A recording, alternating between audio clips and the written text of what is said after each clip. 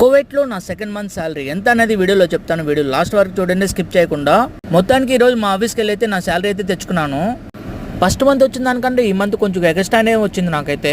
అది ఎలా వచ్చింది, ఎందుకు వచ్చిందో చెప్తాను చూడండి. నేను ఫస్ట్ మంత్ అయితే ఫిక్స్డ్ శాలరీకి అయితే చేశాను. కానీ సెకండ్ మంత్ నేను తలపాతలో జాయిన్ అయినాక నాకు ఒక ఆర్డర్కి 500 ఫిల్స్ అయితే ఇస్తామని చెప్పారు. ఒక ఆర్డర్కి 500 ఫిల్స్ అండ్ టార్గెట్ అయితే పెట్టారు. ఒక నెలలో మనం 400 ఆర్డర్లు అయితే చేయాలి. ఒకవేళ నువ్వు టార్గెట్ రీచ్ అవ్వకపోతే నా ఫర్ ఆర్డర్కి 500 ఫిల్స్ అయితే కట్ చేస్తామని చెప్పారు. ఇంకా చేసేదేం లేక సరే అని చెప్పాను నేను. కానీ నేనైతే టార్గెట్ అయితే రీచ్ అవ్వలేకపోయాను. నేను చేసిన ఆర్డర్లు వచ్చి కరెక్ట్గా 361 ఆర్డర్ అయితే చేశాను. మిగిలిన 19 ఆర్డర్లకు గాను ఫర్ ఆర్డర్కి 500 ఫిల్స్ అయితే కట్ చేశాడు.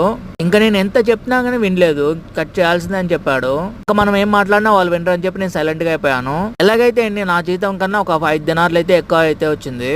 కానీ నీ తలపాతలో జాయిన్ అయినాక 14 గంటలు అయితే డ్యూటీ చేయాల్సి వస్తుంది. అసలు డ్యూటీ టైమింగే అసలు బాగాలేదు. మనం ఒక షిఫ్ట్ బుక్ చేసుకుంటే వాళ్ళు ఒక షిఫ్ట్ అయితే చేంజ్ చేస్తున్నారు. కానీ ఒకటే బాధ, నెలంతా ఎంత కష్టపడినా కానీ నా జీతం కన్నా ఒక 5 దినార్లు ఎక్కువ వచ్చింది అంతే.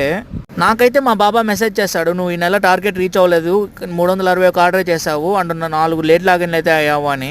సరే ఈ నెల అయితే అయిపోయింది కదా, ఇంక నెక్స్ట్ మంత్ అయినా నువ్వు బాగా రీచ్ అవుతావు అని అనుకుంటున్నాను అని చెప్పాడు. నేనైతే సరే ఓకే అని చెప్పాను. టార్గెట్ రీచ్ అవ్వాలంటే ఆషామాషా కాదు అసలు. ఒక రోజుకి 14 గంటలు చచ్చినట్టు డ్యూటీ చేస్తే అప్పుడు టార్గెట్ అయితే రీచ్ అవుతాము. నాకు ఈ నెల జీతం వచ్చేసి 155 దినార్లు అయితే వచ్చింది. యాక్చువల్ గా నా ఫిక్స్డ్ శాలరీ వచ్చి 150. ఈ మంత్ నుంచి ఆర్డర్ లెక్కన కాబట్టి ఒక 5 దినార్లు అయితే ఎక్కువ వచ్చింది అంతే. 155 × 280 ఎంత వస్తుందో కామెంట్ చేయండి. మరి వీడియో నచ్చినట్లయితే ప్లీజ్ లైక్ చేసుకోండి.